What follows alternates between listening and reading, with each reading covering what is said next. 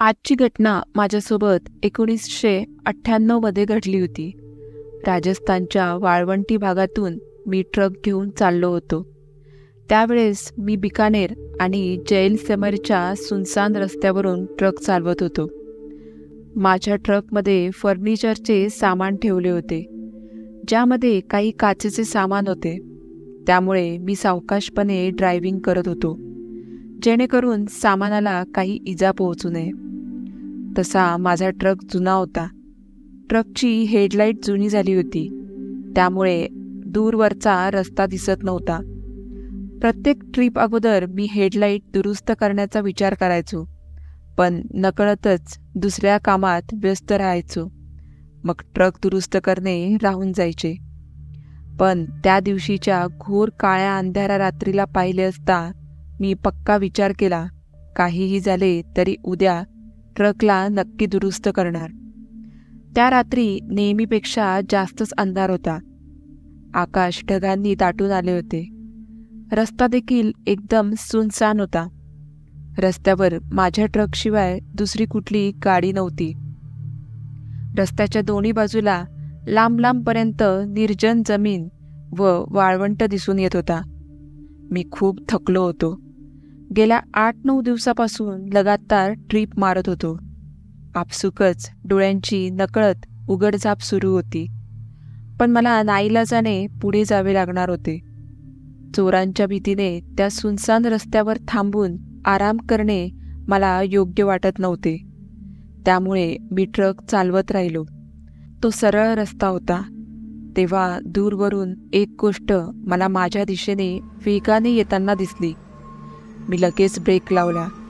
मला वाटले एखादे जनावर माझ्या गाडीला ठोकणार आहे. पण जसे त्या गोष्टीच्या जवळ जाऊन मी ट्रक थांबवला, तेव्हा समजले हा तर दुसरा ट्रक आहे, जो रस्त्याच्या मधोमध थांबला आहे. त्या ट्रकच्या सर्व लाईट्स चालू होत्या. माझी त्या ट्रकला धडक होता होता राहिली होती. एखादा ड्रायव्हर एवढा निष्काळजी कसा असू शकतो, असा आपसुकच मनात विचार आला. त्या ट्रकचे दोन्ही बाजूचे दरवाजे उघडे होते. हे थोडं मला विचित्र वाटले. मी विचार केला, नक्कीच त्या ट्रकमध्ये काहीतरी गडबड झाली असावी आणि त्या ट्रकचा ड्रायव्हर आणि क्लीनर नक्कीच तेथे थांबले असावेत. माझ्या गाडीचा आवाज आणि लाईट पाहिली असताना देखील कोणी बाहेर आले नाही. नक्की काय प्रसंग आहे हे जाणून घेण्यासाठी मी गाडीतून खाली उतरलो आणि त्या ट्रकच्या दिशेने गेलो. मी आवाज दिला, पण प्रत्युत्तर काही आले नाही. मी ट्रकच्या ड्रायव्हिंग सीटजवळ गेलो. वर चढून आतमध्ये डोकावलं. मला वाटले ड्रायव्हर आणि क्लीनर दारू पिऊन आतमध्ये झोपले असावे. आतमध्ये कोणीही नव्हते. ट्रकला चावी तशीच लागलेली होती. मी पुन्हा खाली उतरलो व पुन्हा आवाज दिला. तरीही काही प्रत्युत्तर आले नाही. सरते शेवटी विचार केला, बहुतेक मलाच हा ट्रक रस्त्याच्या कडेला लावावा लागेल. तसेही चावी ट्रकला लागलेली होती. हाच विचार करून मी ट्रकमध्ये चढलो. पण त्यावेळी जे मी पाहिले ते पाहून मी एकदमच घाबरलो. भीतीने तोल सावरता न आल्याने खाली पडलो. ट्रकमध्ये कोणीतरी बसले होते. ट्रकमध्ये जास्त प्रकाश नव्हता, तरीही तेथे एखादी स्त्री असल्याचे स्पष्ट जाणवत होते. तिने डोक्यावर पदर घेतला होता. क्षणाचाही विलंब न करता मी उठलो आणि माझ्या ट्रकच्या दिशेने धावलो. ट्रकपाशी पोहोचलो असता मी पाहिले, आता ती स्त्री माझ्या ट्रकमध्ये बसली होती. भीतीने मी थोडा मागे सरकलो. असता मला कशाचा तरी धक्का लागला. मी मागे वळून पाहिले. माझ्या मागे डोक्यावर पदर घेतलेली स्त्री उभी होती. तिला पाहिले असता जणू माझ्या काळजाचा ठोका चुकला होता. ती स्त्री कमीत कमी 7 फूट उंचीची होती. मी मान वर करून तिला पाहत होतो आणि ती मान खाली करून. तिने डोक्यावर पदर घेतला असल्यामुळे तिचा चेहरा स्पष्ट दिसत नव्हता. मी तिच्या हातापायाकडे पाहिले. तिचे हातपाय जळालेले होते. भीतीने मी गाडीच्या प्रकाशाच्या दिशेने धाव घेतली, पण रस्त्याच्या मध्ये तो दुसरा ट्रक उभा असल्याने रस्ता दूरपर्यंत दिसत नव्हता. तरीही मी धावत राहिलो. तेव्हा मी विचार केला, त्या ट्रकचा ड्रायव्हर आणि क्लीनर यांनी सुद्धा असे दृश्य पाहिले असल्यामुळे कदाचित ट्रकला सोडून ते पळून गेले असावे, जसे मी घाबरून पळत आहे. त्या अंधाऱ्या रस्त्यावर पळता पळता डांबरी रस्ता सोडून मी कधी मोकळ्या निर्जन मैदानावर पोचलो हे समजलेच नाही. मागे वळून मी माझ्या ट्रकच्या दिशेने पाहिले, पण ट्रक मात्र दृष्टीस पडला नाही, कारण आता त्याच्या लाईट्स बंद झाल्या होत्या.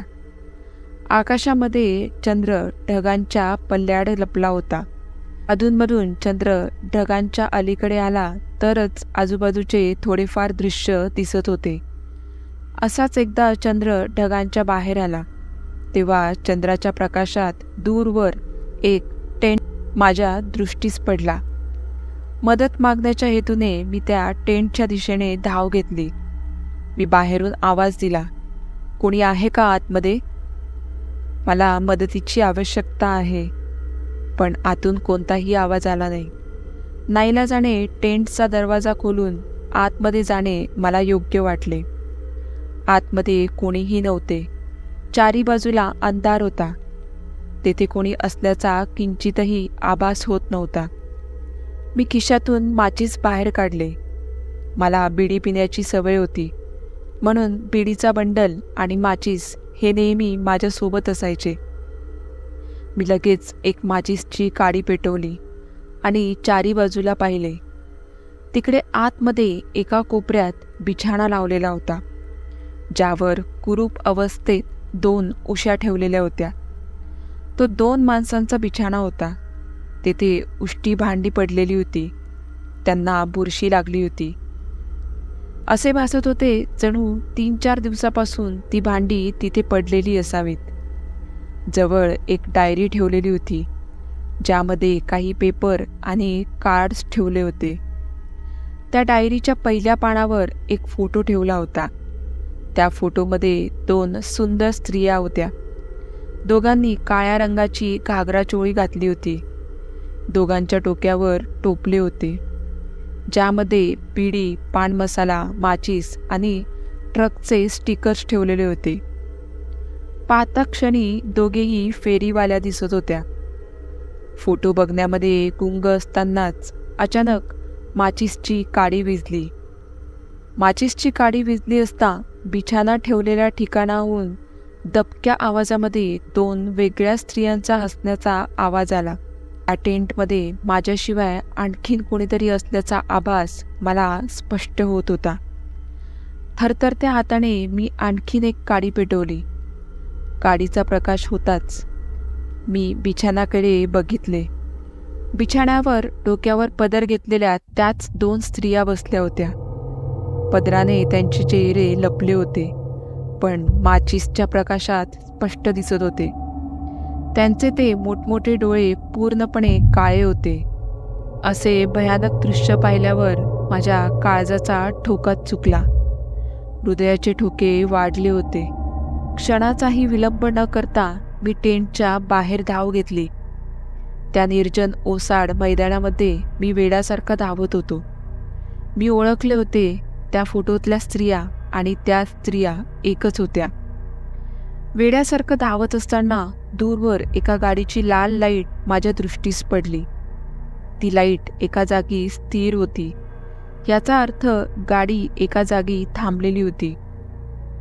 मी लगेच त्या प्रकाशाच्या दिशेने धाव घेतली. जसा जसा मी जवळ पोहोचत गेलो तसे मला समजले, ही तीच जागा आहे जिथे माझा ट्रक आहे, जिथे मी ट्रकला सोडून पळालो होतो. मी पूर्ण जीव खाऊन ट्रकच्या दिशेने धावत होतो.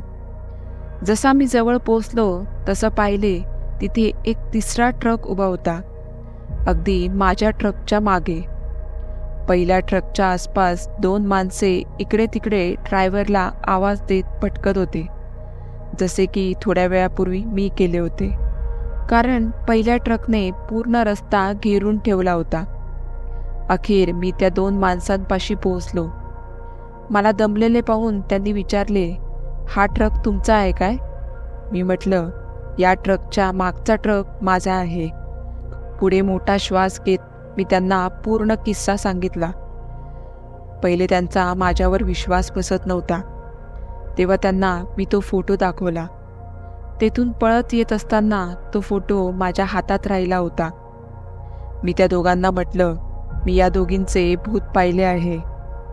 त्यांनी तो फोटो नीट निरखून पाहिला.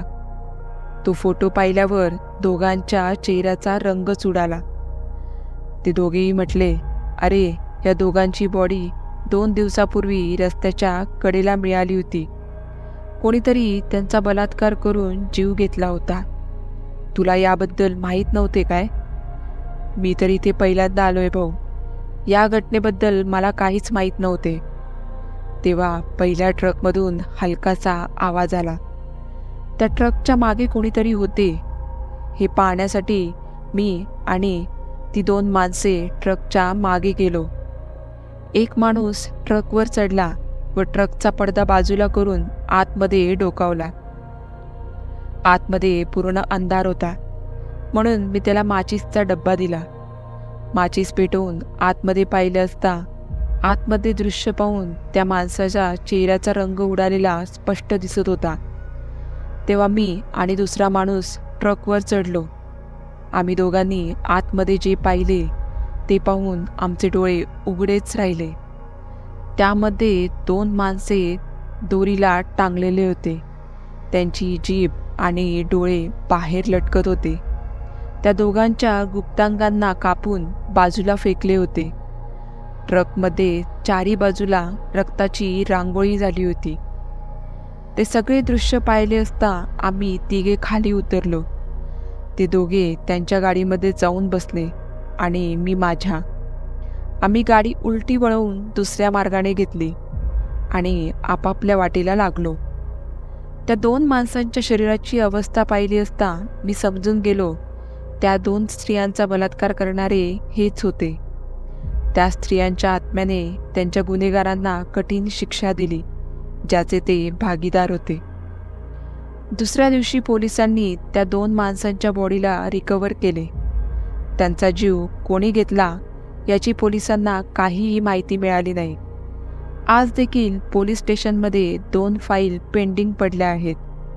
एक अशी की त्या 2 स्त्रियांचा बलात्कार करून हत्या करणारा कोण होता, आणि दुसरी अशी की त्या 2 माणसांना इतक्या निर्दयीपणे तडपवून मारणारा कोण होता. तर मित्रांनो, आजची ही कथा तुम्हाला कशी वाटली हे मला कमेंट करून नक्की सांगा. आणि व्हिडिओ आवडला असल्यास चॅनलला लाईक आणि सबस्क्राईब नक्की करा. भेटूया पुढच्याच अशा एका थरारक कथेसोबत. तोपर्यंत धन्यवाद.